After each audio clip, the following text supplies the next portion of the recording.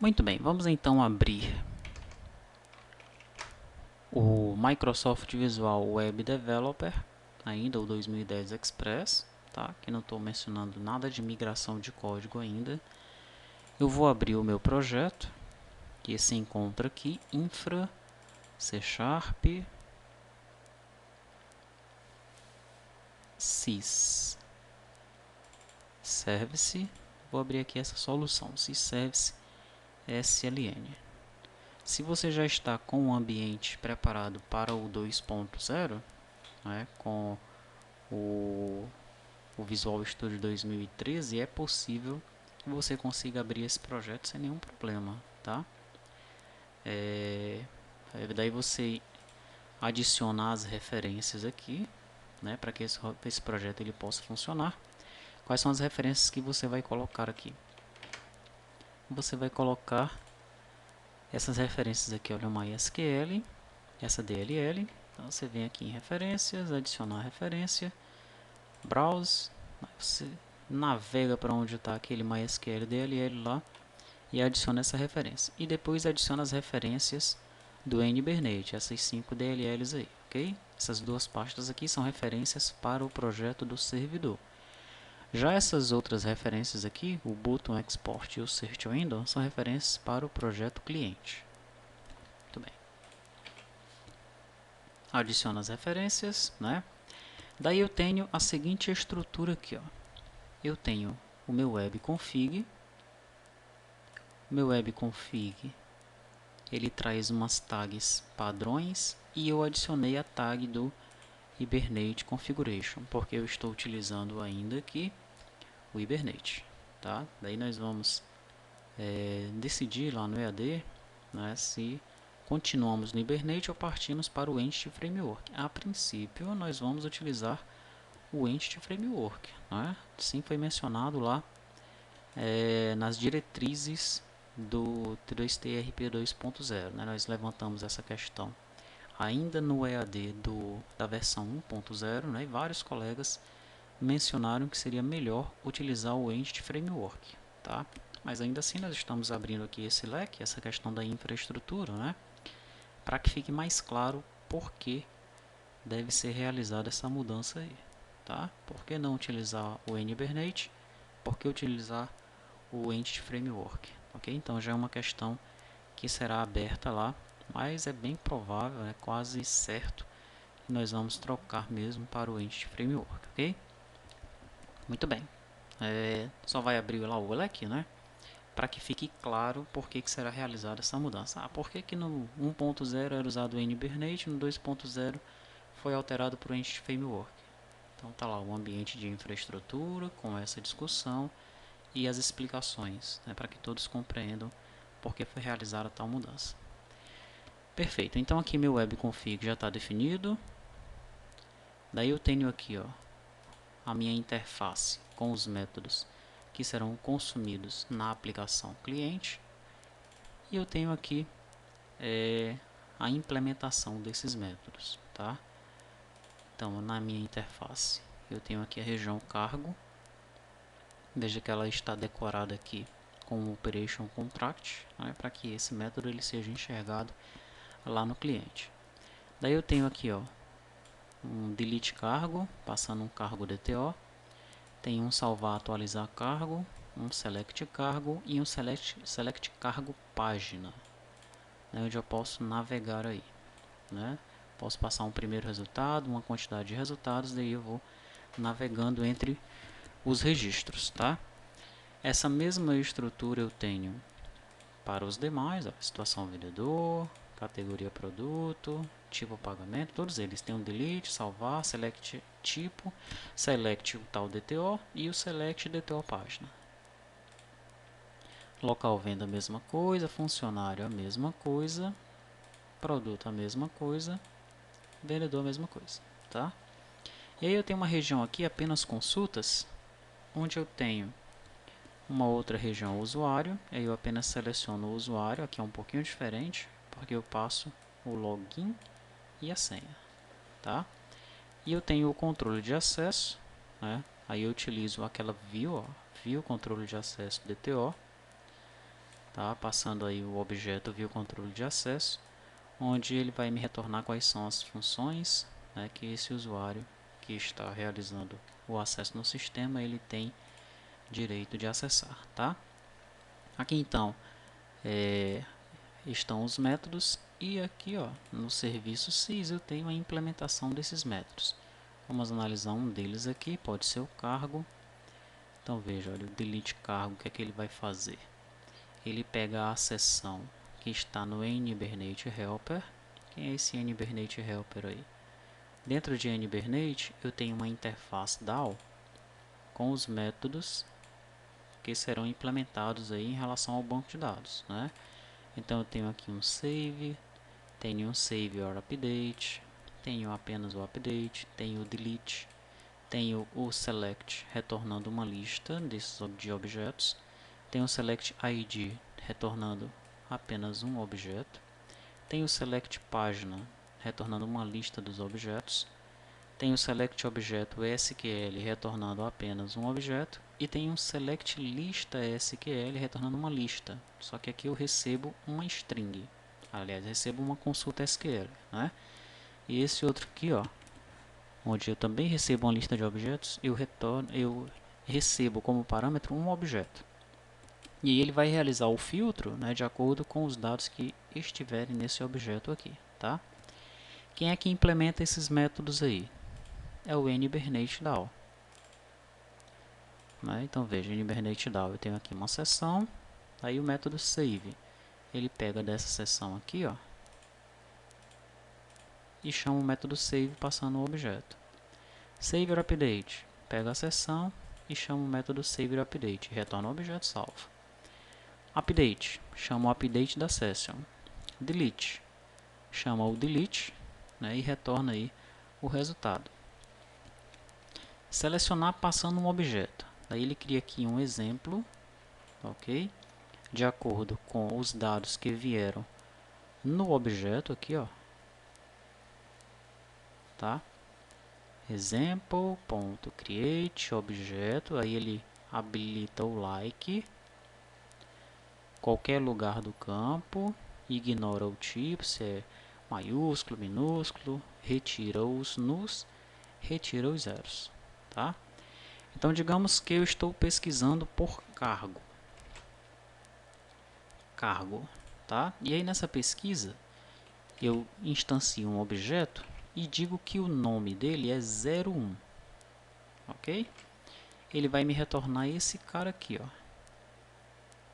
tá? O 01, porque ele vai se basear nos dados que estão nesse objeto aqui.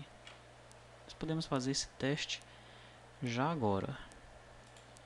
Selecionar aqui, ó, o serviço, vou executar.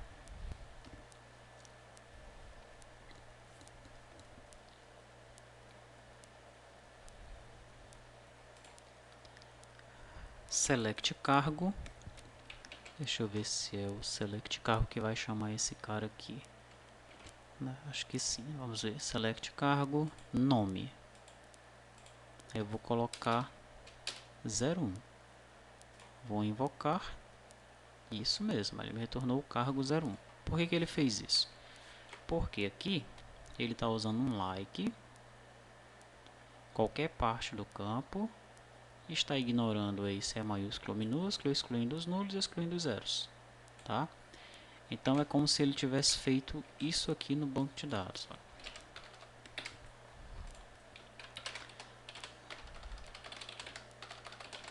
Select cargo, where nome, like 01. Opa. Vamos ver o que foi que houve aqui. Select from cargo. All. Pronto. Como se ele tivesse feito isso daqui, tá? Daí ele retornou aí o cargo 01, ok? Muito bem, vamos retornar então aqui para a nossa explicação, né? Estamos aqui no NBernate DAO, onde nós estamos implementando os métodos do IDAO, tá? Da nossa interface aí. Aí eu tenho o Select ID, né, onde eu recebo um ID como parâmetro, faço a consulta, ó, vou lá no session get e passo o ID aí do objeto. Select página, bem parecido com o select, a diferença é que eu vou incluir aí, né, a questão da página, tá? O primeiro resultado, ó, set first result para o primeiro resultado e set max results para a quantidade de resultados, tá? Daí eu tenho uma consulta SQL, né? Eu passo aí uma consulta SQL e ele realiza essa consulta e me retorna, nesse caso, um objeto. E tenho uma consulta SQL me retornando uma lista de objetos. Esses os meus métodos aí do NBernate-DAO. Mas qual foi a pergunta que eu fiz aqui? Eu perguntei quem é esse NBernate Helper, que eu estou pegando essa Session Factory aí, né? Então vamos lá, eu tenho o IDAO, tenho o NBernate-DAO dentro da pastinha NBernate, né? E eu tenho o NBernate Helper. O que é que ele faz? Ele cria essa fábrica de sessões aí para mim, tá? Ok, então vamos voltar aqui para o nosso método. Olha. Então eu pego essa fábrica de sessões que está dentro do meu NBernate Helper, né? Veja que isso aqui é estático, então ele vai retornar essa sessão aqui, ela vai ser instanciada uma vez, depois ela vai ficar disponível aí. Essa fábrica de sessões, né? Então eu abro uma sessão, tá? Daí eu instancio o DAO, né? Eu pego lá, olha, NBernate DAO passando um cargo DTO e passando a sessão, e eu chamo o método delete passando o meu objeto que eu estou recebendo aqui, ó.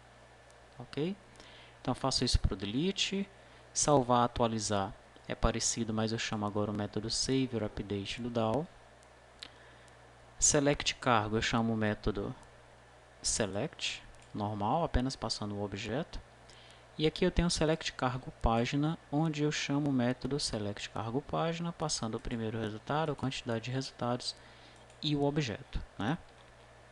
Veja que por padrão eu não utilizo aqui aquela consulta, né, ou aquele método que recebe uma consulta SQL. Né? Eu sempre passo o objeto por padrão, tá? Eu vou utilizar aquela consulta lá, aqui, ó, no método do login. Né? Como é que funciona o método do login aqui? Eu recebo o login e a senha, abro a sessão, instancio aqui um DAO, só que veja só, é um usuário DAO. Né? Como foi que eu instanciei o cargo DAO aqui? Ó? NBernate DAO. Tá? Quando é tudo padrão, eu vou no NBernate DAO. Né? Situação vendedor, NBernate DAO. Cadê o produto? NBernate DAO. Quando eu tenho algo mais específico, aí eu crio um DAO específico, né?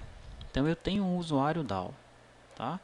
E esse usuário DAO ele tem um método select que recebe o login e a senha. Quem é esse usuário DAO aí? Vamos dar uma olhada aqui. Dentro de model eu tenho aqui, olha, usuário DAO.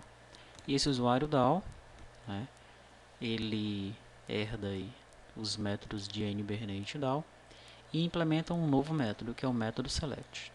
Daí eu crio uma consulta SQL, olha, from usuário DTO, where login igual a login e senha igual ao MD5 do login mais a senha, tá?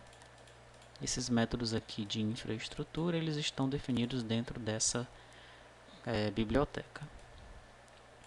Daí, ó, eu chamo lá o select objeto SQL, né, passando a consulta SQL. Legal? Muito bem, isso é retornado para cá, tá? E ele retorna isso daí lá para a aplicação cliente que vai utilizar esse método, né? Perfeito, então nós já vimos aqui como é que funciona a nossa interface que disponibiliza os métodos. Vimos a implementação desses métodos aqui do nosso serviço. Vimos como é que funciona a questão do NBernate, né? Eu tenho um IDAO, o NBernate DAO, essa aqui é a interface com os métodos, esse carinha aqui que implementa os métodos, o helper que disponibiliza a fábrica de sessões. né? Daí eu passo a utilizar esse DAO aqui, esse NBernate DAO, né? De forma genérica. Quando eu preciso de algo mais específico, eu crio um DAO específico, como foi o caso do usuário, ok? Você viu que no caso do usuário aqui, do usuário DAO, eu utilizo alguns métodos dessa biblioteca. Essa biblioteca ela está definida aqui dentro de útil. Biblioteca eu tenho alguns métodos úteis nela. Esse quoted str é apenas para ele colocar aí um apóstrofozinho entre a minha string, verificar se um valor é nulo, verificar o MD5 de um arquivo, o MD5 de uma string, truncar um valor, tirar os pontos, converter texto para data, converter data para texto, encriptar e desencriptar. Tá? Esses são os métodos que estão definidos aí nessa biblioteca. O que mais que nós temos aqui? E aí nós temos aqui dentro de model, além desse DAO genérico, temos as nossas classes, né, que mapeiam o nosso modelo, né? Por exemplo, eu tenho uma cargo DTO, onde eu tenho aqui, olha, representando a minha tabela cargo lá no banco de dados, os atributos, né, que representam os campos, tá? Então, cargo DTO, ID, que representa aqui o campo ID, e nome, que representa o campo nome. Mas veja que esse ID aqui está um pouquinho diferente desse aqui, né? Ele é igual, mas esse aqui começa com caixa alta e termina com caixa baixa, né? E eu até poderia chamar ele de identificador aqui nesse DTO, tá? O que é que eu faço para ele entender que esse campo aqui, que esse atributo está se referindo a esse campo no banco de dados?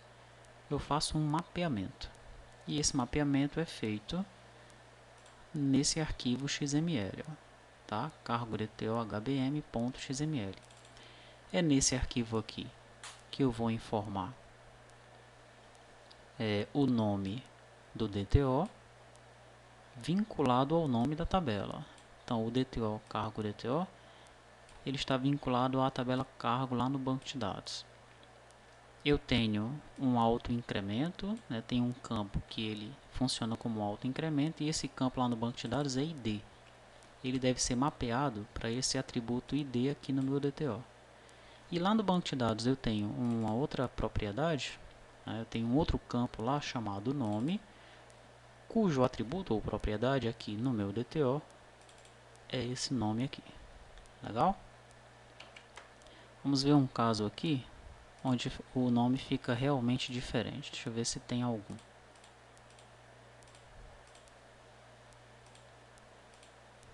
Aqui, ó. Função, eu tenho descrição, underline e menu, tá?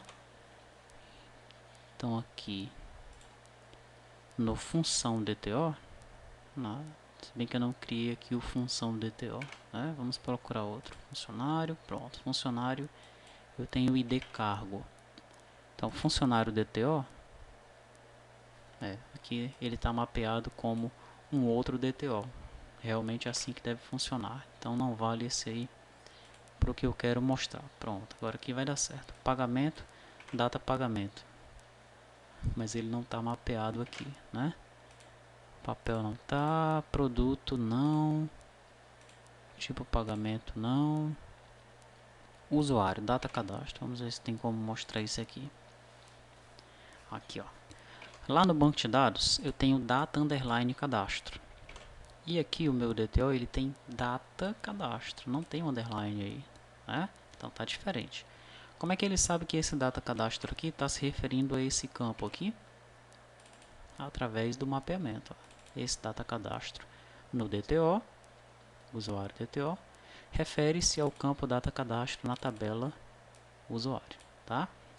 Perfeito, é assim que funciona aqui no Hibernate, no NBernate, né? É desse jeito que funciona também no Entity Framework. Aí nós vamos ver, tá? Se nós formos utilizar mesmo o Entity Framework, aí certamente nós teremos um treinamento específico para o Entity Framework para saber como é que ele funciona, tá bom? Então é isso, né? Esse aqui é o nosso WCF, tá? É o nosso projeto que roda no lado do servidor. nós podemos testar e observar que ele está funcionando sem problemas. Aí, ó. Select funcionário, invoquei. Ele já traz aqui o objeto cargo, devidamente populado, e aqui os dados do funcionário. Select produto, ele já traz a categoria do produto e os dados do produto logo embaixo, tá? Select vendedor, vamos ver aqui onde é que está o vendedor, aqui ó, select vendedor. Ele já traz o local da venda do vendedor, a situação e o tipo de pagamento, todos os objetos devidamente populados e os dados também do vendedor, né? E se eu selecionar o usuário, o que é que vai acontecer? O usuário ele pede login e a senha, né? Vamos procurar aqui. Aqui, ó, select usuário. Não vou informar nada no login e senha, daí ele não me retorna nada. Se eu informar 1 no login e 2 na senha,